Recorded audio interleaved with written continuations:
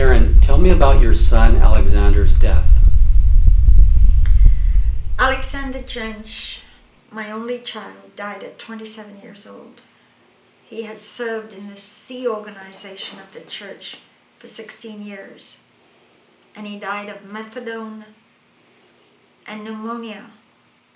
Methadone and a cocktail of other drugs. And he had had 3 purification rundowns in the church. I mean, the church is anti-drug. He grew up in a culture where you don't take drugs. And there he was, lying in the Los Angeles morgue at 27 years old. And the Church of Scientology chose not to inform me that he was dead. How did you find out that your son had died?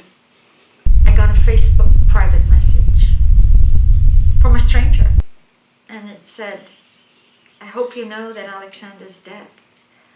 And I just couldn't believe it. I could not believe it. I thought they must mean he were his father in his 70s, you know. People don't normally die at 27 years old. Alexander Jench died because the Church of Scientology had him disconnect from me in their toxic disconnection policy. It's a shunning policy. And what it is if you are deemed a suppressive person, someone who disagrees with the Kool-Aid and the toxic policies of the church, you are deemed to be an antisocial personality.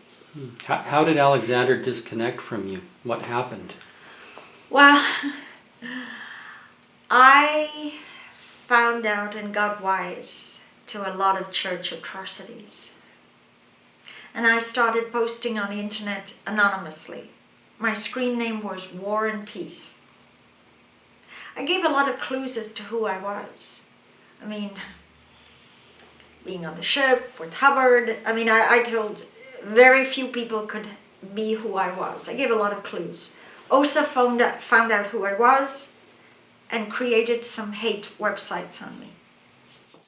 First hate website was saying War and Peace is Karen de la Carriere.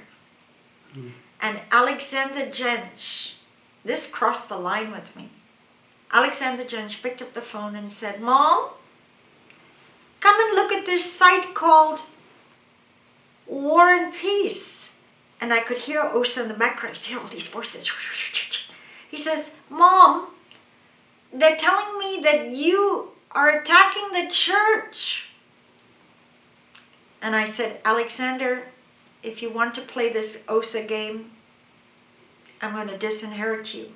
This was, can you believe this was just about the last live conversation we had? They set up my son to point me to a hate website. And the anonymous comments took data out of my confessional folder and put it on the web and made it internet business. I served the church for 35 years. I gave money to the church. I slave labored for the church. I did my $10 a week, no days off, no annual leave. I worked for that church. And when my son died, they did not have the decency to call up the phone and tell me, "Your son is lying in Los Angeles morgue." They set him up against me. They set him up to disconnect from me. The reason he's dead now is because he never saw a doctor and he never got antibiotics for his pneumonia. The Church of Scientology has blood on its hands. Blood, they're killers, they're murderers. The Church of Scientology killed my son.